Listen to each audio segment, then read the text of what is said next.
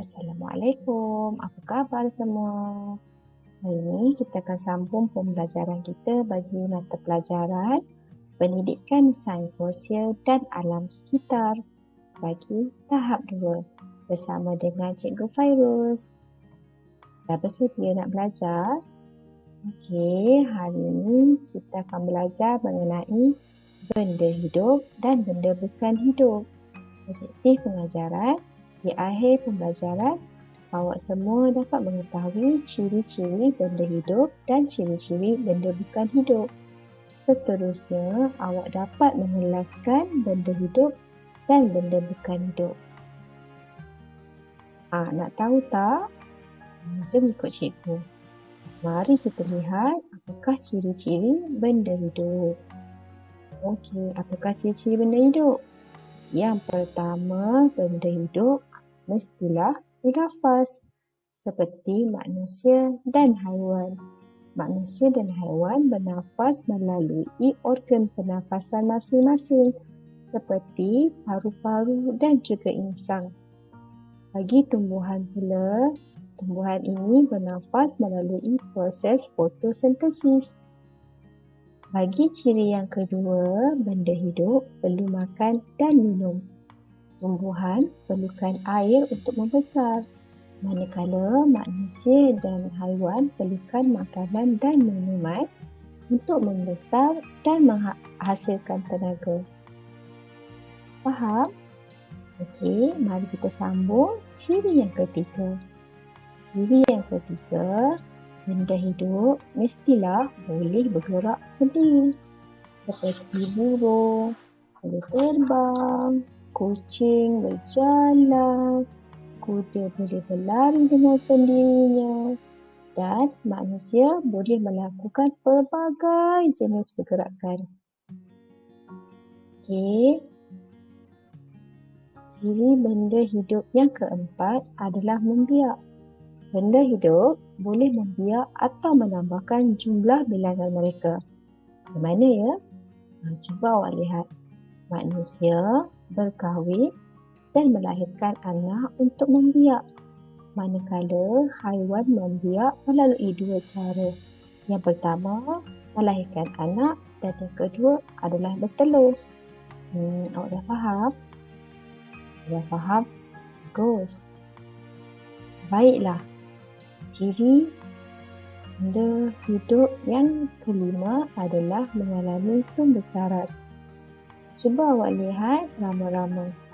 Ianya membesar mula daripada telur menjadi ulat, seterusnya menjadi kepompong dan akhirnya menjadi rama-rama yang cantik. Ini adalah kitaran hidup ataupun kitaran tumbesaran bagi rama-rama. Manakala manusia, pembesarannya bermula daripada bayi sehingga dewasa. Manakala pokok pula, pembesarannya bermula daripada biji benih dan seterusnya menjadi anak pokok dan akhirnya menjadi pokok yang besar dan dapat menghasilkan buah ataupun bunga.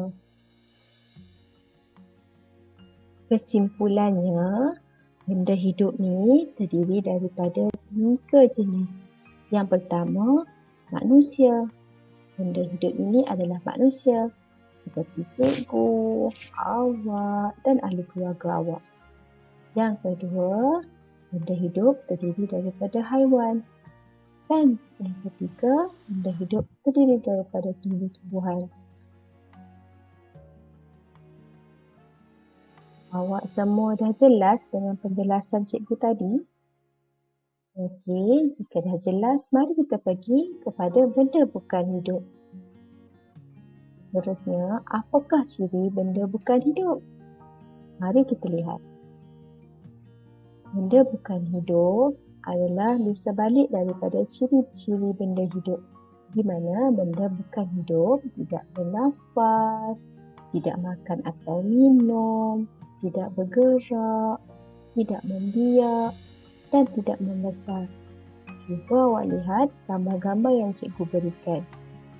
Kerusi, kereta, telefon, gitar, semua benda ini tidak bergerak, tidak bernafas, tidak membesar.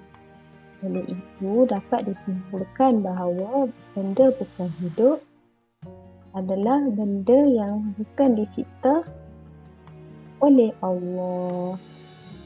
Okey, semua dah faham, dah jelas.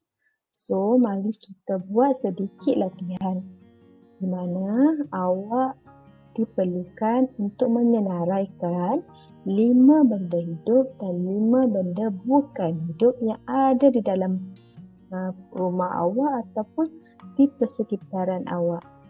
Faham? Okey, sebelum kita mengakhiri kelas, cikgu nak buat sedikit pengulangan apa yang kita belajar pada hari ini. Yang pertama, kita belajar mengenai benda hidup. Ciri benda hidup ada 5, iaitu benda hidup bergerak, makan dan minum, bernafas, membiak dan juga membesar. Manakala benda bukan hidup adalah di sebaliknya. Okey, sampai kita berjumpa lagi. InsyaAllah. Sekian, terima kasih. Assalamualaikum.